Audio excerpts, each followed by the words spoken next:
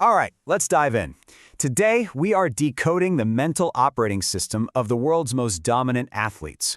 We're going to look past the pure physical talent and really get into the psychological habits that turn great athletes into absolute legends.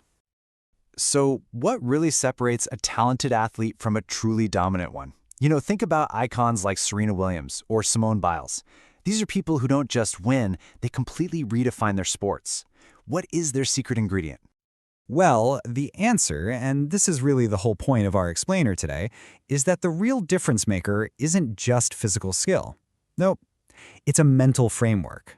It's a mindset they consciously choose that fuels every single thing they do, day in and day out. So we're going to break down 5 specific mindsets these champions live by.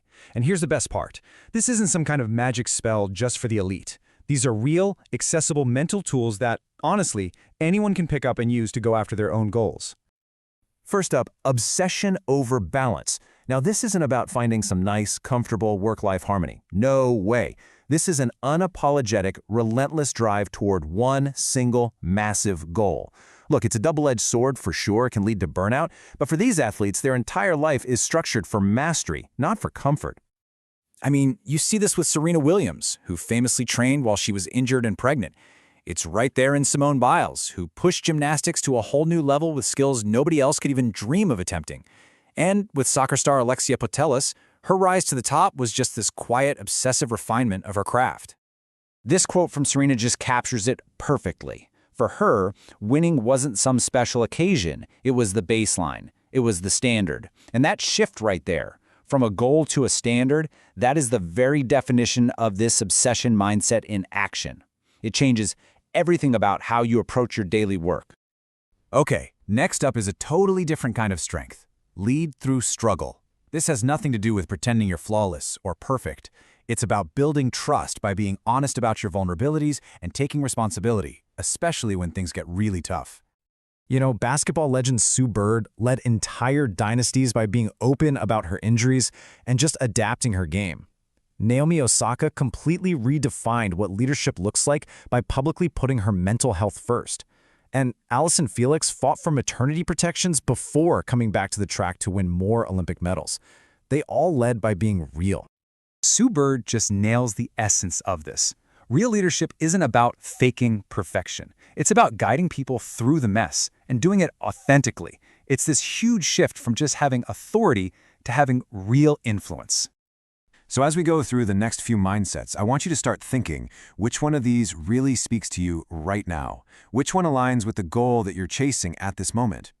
Think of them less as permanent personality traits and more like different tools you can grab for different challenges. Let's see what's next. All right, mindset number 3 is respond, don't react. This is all about emotional discipline. When chaos just erupts and the pressure is at its absolute peak, a champion doesn't have a knee-jerk reaction. They pause, they control the response, and they stay in command of the situation. Golfer Nelly Korda is famous for her just unshakable composure on the course. Tennis star Ashley Barty was one of the most emotionally disciplined players ever, even walking away from the sport when she was #1 in the world. And basketball's Diana Taurasi, she uses her fierce emotion as a calculated weapon, not a liability. Ashley Barty's philosophy really highlights the crucial point here. That tiny space between an event and how you choose to respond, that's where control is won or lost. It's in that little gap where champions insert a conscious decision instead of just an instinctual reaction. And now for a total shift in energy. Mindset number 4 is declare, don't whisper. This one is for the bold. It's about having such powerful self-belief that you literally speak it into existence. You don't ask for permission to be great, you announce it. Candace Parker never ever shrank to fit expectations. She declared her own greatness and then she backed it up with championships. Megan Rapinoe was always vocal about equality and her own confidence, and she thrived under the brightest lights. And boxer Clarissa Shields called herself the greatest, and then she went out and proved it. Candace Parker puts it perfectly. Look, this isn't arrogance when you can back it up, it's conviction. And vocalizing that belief, it's not just for show. It's a tool that fuels your performance, reinforces your own commitment, and yeah, it can definitely intimidate the competition. Okay, our final mindset is consistency over hype. This one is not flashy at all. It's about the quiet, relentless power of just showing up every single day.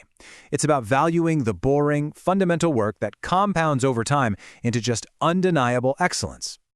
Tennis icon Chris Evert was the blueprint for this, reaching an absolutely astonishing 34 straight Grand Slam semifinals.